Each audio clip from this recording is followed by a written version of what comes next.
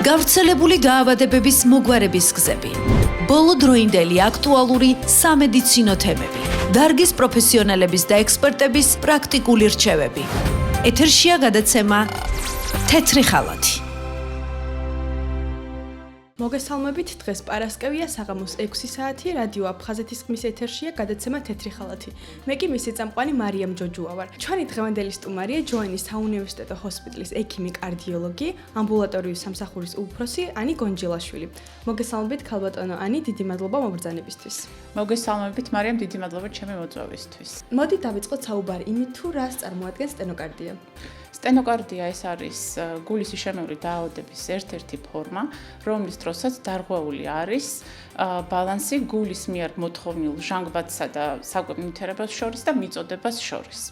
რა იწვევს სტენოკარდიას? სტენოკარდიის გამოწვევი მიზეზი არის გულის მკვებავი არტერიების, იგივე კორონარული არტერიების დაზიანება. ეს ძირითადად ხდება სისხლძარღვების ათეროსკლეროზული ფოლაქით შევიწროვებით, თუმცა არსებობს სხვა მიზეზებით, კერძოდ სპაზმი, რომელმაც ასევე შეიძლება გამოიწვიოს სტენოკარდია. სიმპტომებზე რო ვისაუბროთ, რა სიმპტომები აქვს სტენოკარდიას? სტენოკარდიის ძირითადი სიმპტომი არის, რა თქმა უნდა, ტკივილი. და დიდი მნიშვნელობა აქვს ტკივილის ლოკალიზაციასაც. ტკივილის გარდა შესაძლოა იყოს მოჭერა, მოხრჩობის შეგრძნება, რომელიც ძირითადად მდებარეობს მკერდის ძვლის უკან. სტარადგონიათ, რომ გულის ტკივილი უნდა იყოს კონკრეტულად გულმკერდის მარცხენა ნახევარში, ყველაზე ხშირად ეს არის მკერდის ძვლის უკან და შეუძლია irradiatsiya, ანუ გავრცელება სხვადასხვა მიდამოში. კერძოდ, ყველაზე ხშირი გავრცელება ხდება ხრებში, წინა მხარში, ორივე კიდურში, ზურგში, ასევე შესაძლოა გავრცელდეს კუჭის საპროექციო არეში და ქვედა ყბაში. და კიდევ მინდა დავამატო, რომ არსებობს სტენოკარდიის 4 ფუნქციონალური კლასი. პირველი ფუნქციონალური კლასის დროს არ არის შეზღუდული, მკვეთრად არ არის შეზღუდული პაციენტის ფიზიკური აქტივობა. პაციენტი არ იღლება სწორ ზედაპირზე და კიბეზე ან აღმართზე ნორმალური ტემპით ასვლის დროს ტკივილი, ან იგივე ტკივილის ექვივალენტი შესაძლოა აღმოცენდეს მძიმე ფიზიკური დატვირთვის შემდეგ. სტენოკარდიის მეორე ფუნქციონალური კლასის დროს შეზღუდული არის კიბეზე და აღმართზე სწრაფი ასვლა. მესამე ფუნქციონალური კლასის დროს მკვეთრად არის შეზღუდული ფიზიკური აქტივობა.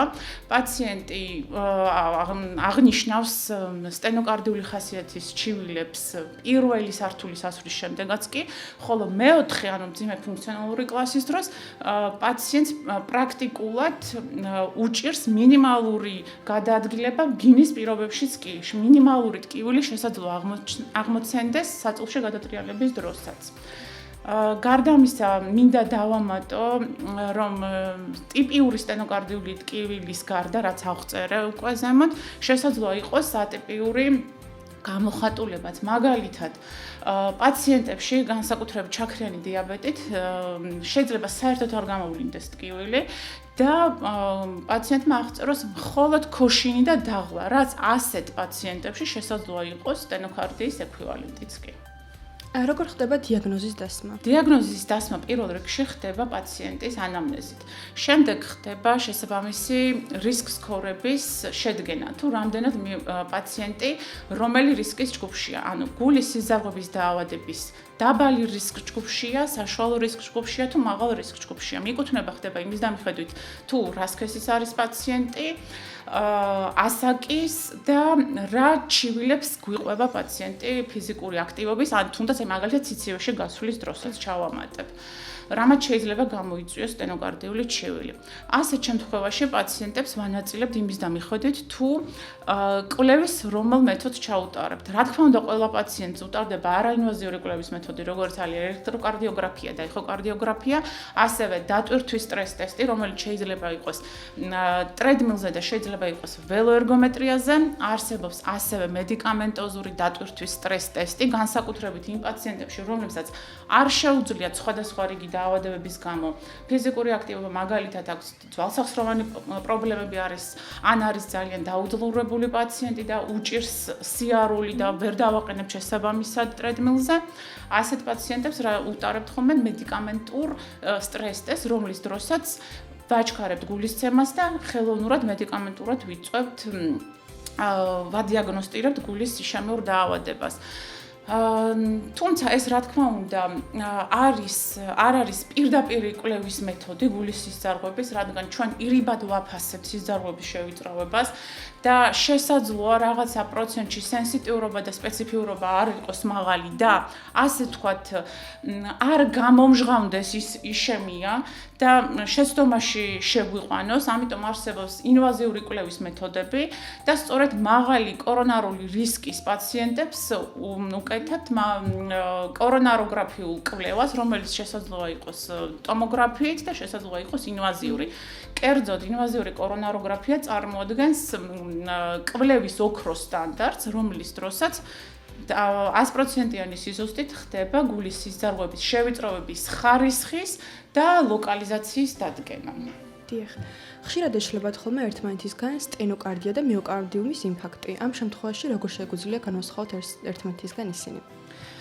მინდა აღვნიშნო, რომ დატვირთვის, ვილაპარაკოთ დატვირთვის სტენოკარდიაზე, დატვირთვის სტენოკარდია ყოველთვის აღმოცენდება რაიმე ფიზიკური აქტივობის ან თუ ნერვიულობის ან სიცივეში გასვლის შემდეგ, რომელიც აუცილებლად იხსნება მაპროვოცირებელი ფაქტორის მოშორების შემდგომ, კერძოდ, თქვათ, სიცივეში გასვლის შეზღუდვის შემდგომ, ან ვაჩერებთ ფიზიკურ აქტივობას, ველოდებით რამდენიმე წუთი და კერდის ძვლის უკან, ძირითადად კერდის ძვლის უკან არსებული ტკივილი, რა თქმა უნდა, გაივლის. თუმცა თუ ეს ტკივილი დროში გახანგრძლივდა, ან პაციენტმა მიიღო გარკვეული მედიკამენტი, მათ არ დავასახელებ, რომლის მიღების შემდგომაც რა ტკივილი არ შემცირდა და არ მოიხსნა, 5 წუთზე მეტი ხანგრძლივობის ტკივილი უკვე გვაძლევს იმის საშიშროებას, რომ შესაძლოა იქ იყოს დაწყებული იყოს მიოკარდიუმის ინფარქტი. დიახ. და რა უნდა მოქმედოთ სტენოკარდიის დროს? ზოგადად ყავს პაციენტები ქრონიკული შემორი დაავადებით, რომლებმაც ზუსტად იციან, როგორ უნდა გამოიყენონ გარკვეული მედიკამენტები მინიმალური სტენოკარდიული ჩივილების დროს. მაგალითად, რომ და მიიღონ მედიკამენტი რა დოზით ამ დროს პაციენტი არ უნდა იდგეს ფეხზე, უნდა იჯდეს, იმიტომ რომ გარკვეული მედიკამენტები სტენოკარდიის სამკურნალოდ იწვევენ წნევის ვარდნას. ასევე არ უნდა იღებდნენ სხვა მედიკამენტებს, ამიტომ ეს არის ძალიან ვიწროდ, ამიტომ ყველა ჩვენ პაციენტს ინდივიდუალურად ვატრენინგებთ, უხსნით რის გაკეთება შეიძლება და რის არა, ხოლო თუ ტკივილი დროში გახანგრძლივდა და არ მოიხსნა, როგორც აგიხსენეთ, აუცილებელი არის უკვე სასწრაფო დახმარების ბრიგადის გამოძახება, რომლებიც ზუსტად გადაწყვეტენ საჭიროა თუ არა თქვენი ჰოსპიტალიზაცია. იმიტომ რომ ხშირად შეიძლება პაციენტმა არასწორად გაშიფროს, ასე ვთქვათ, ეს ჩივილი, იმიტომ რომ იყოს მიალგიური ხასიათის, ანუ ვთქვათ, კუნთის ტკივილი და შეცდომით იფიქროს, რომ ეს არის კარდიალური, ანუ გულიდან გამოწვეული ტკივილი. მაგალითად, ტკივილი, რომელიც არ იხსნება, უпростоრად ხასიათს იცვლის სხეულის პოზიციის ცვლილებისას, მაგალითად, სხეულის წინ გადახრისას, ან გვერდზე წოლისას, ან ღრმა ჩასუნთქვისას, ეს უფრო მიეკუთვნება კუნთოვანი ხასიათის ტკივილს და საერთო არ აქვს გულის ტკივილთან. დიახ. კურნალობის გზებზე რო ვისაუბროთ, რა და რა მეთოდები არსებობს სტენოკარდიის სამკურნალოდ? სტენოკარდიის სამკურნალოდ პირველ რიგში არსებობს, რა თქმა უნდა, მედიკამენტური მიდგომა. პაციენტი შეიძლება წლები იმყოფებოდეს სტენოკარდიული ტკივილის იგივე კლასში, როგორც აღწერე 4 კლასიდან. რა თქმა უნდა, ხა მესამე მეოთხეს ძირითადად უკეთებთ ინვაზიურ კვლევას, მაგრამ სტაბილური სტენოკარდიის შემთხვევაში ადეკვატური მედიკამენტური მკურნალობის დროს პაციენტი შეიძლება ხანგრძლივად იყოს ერთი და იგივე სტენოკარდიულ ჯგუფში და ამით კმაყოფილი იყოს პაციენტიც და ჩვენ. მეორე მკურნალობის ძირითად მეთოდს შევეხები, როგორც აღვნიშნე, დიაგნოსტირების მეთოდი ოქროს სტანდარტი არის კორონაროგრაფია, ანუ გულის სისხლძარღვების ინვაზიური კვლევა. ზუსტად კორონაროგრაფიის დროს დადგინდება სისხლძარღვების დაზიანების ლოკალიზაცია და ხარისხი და იმავე კვლევის ფარგლებში შესაძლოა ჩატარდეს კორონარული სტენტირება. ანუ მოხდეს შევიწროვებული სისწარღვის დაბალონება, გაფართოვება და შევიწროვების ადგილზე უკვე მეტალის კარკასის, ასე ვთქვათ, სტენტის ჩადგმა.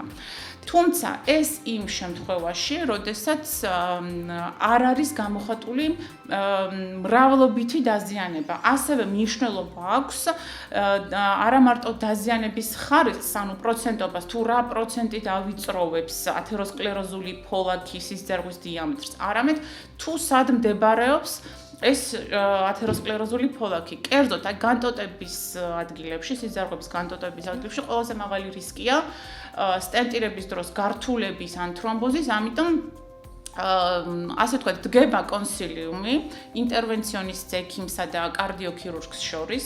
არის ეგრეთ წოდებული სინტაქს სკორი, ეს არის ერთგვარი მეთოდი, რომლის დროსაც ითვლიან თუ პაციენტისთვის, კონკრეტული პაციენტისთვის, რომელი მეთოდია უფრო მისაღები, იქნება ეს კორონარული ინტერვენცია, ანუ სტენტირება, თუ კარდიოქირურგიული ჩარევა.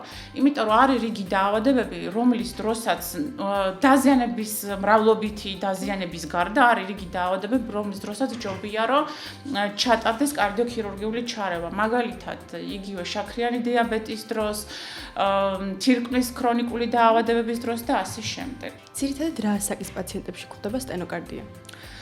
სტენოკარდია უკვე ისე გაახალგაზრდა და უბრალოდ გულისშემიური დაავადება, რომ უკვე რეალურად ძალიან ახალგაზრდებში ხდება, მაგრამ სტატისტიკურად ხდება ქალბატონებში მენოპაუზის შემდეგ, ან ისეთ ქალბატონებში, რომელსაც ადრეული მენოპაუზა აქვს და მამაკაცებში 50 წლის შემდეგ. და ბოლოს ვისაუბროთ პრევენციის გზებზე, შესაძლებელია თუ არა სტენოკარდიის სრული პრევენცია?